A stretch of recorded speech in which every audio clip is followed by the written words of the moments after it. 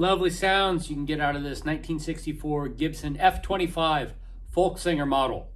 This is kind of one of those under the radar models. Typically, if you're a vintage Gibson aficionado, you're familiar with, say, the J50, the J45, the Country Western, Southern Jumbo, the Dove, Hummingbird, right? All those models. Then you got smaller body guitars like the LGs, the LGO, LG1, LG2, LG3. Then you got this Folksinger. What is this thing? Well, this is a really, really nice sounding guitar. If you've never played one, you really should. If you don't have one, you really should get one. What's distinctive about it? Well, first of all, in terms of the looks, you got this double white pick guard, top and the bottom of the guitar. Structurally, the guitar is X-braced, and it's right about here where the X is, so we would call that forward shifted, which really opens up this back end of the guitar and gives you a lot of low end.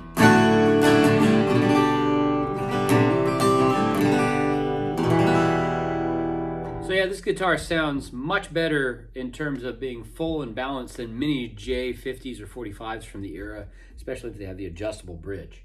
But there's some things you can do to improve that. You can check out some other videos on a country western I have for sale for tips on how to do that.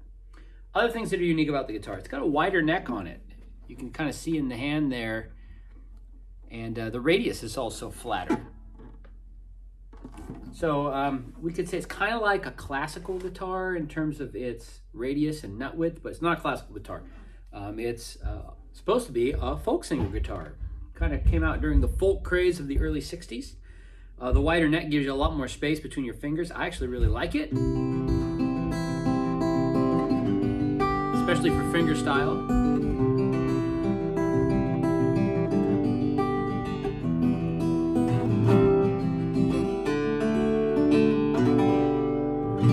If you want to break out some classical, you certainly can.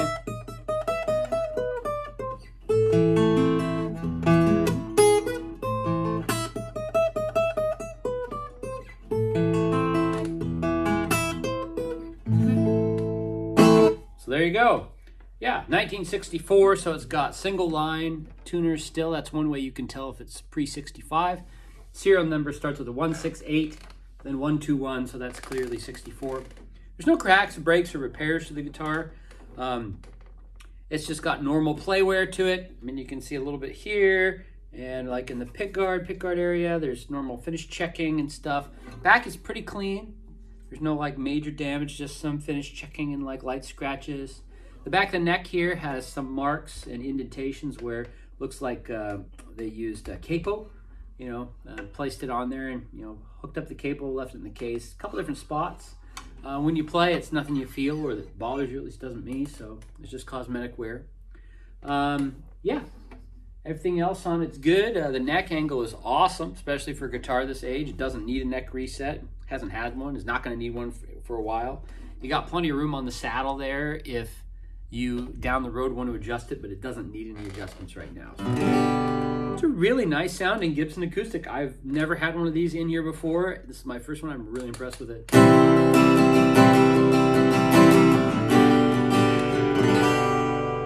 Just rings out, nice sustain,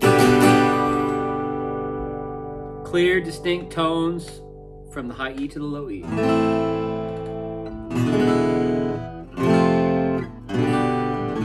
Easy to play.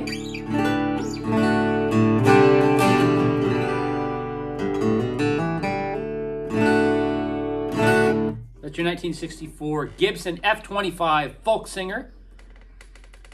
You can click below. There's a link to the listing, or the listing's up above, depending on where you're watching this video. Thanks for checking it out. And if you watched all the way to the end, please subscribe to the YouTube channel. I'd like to get 1,000 subscribers one of these days. Thanks for checking out the video. Have a great day.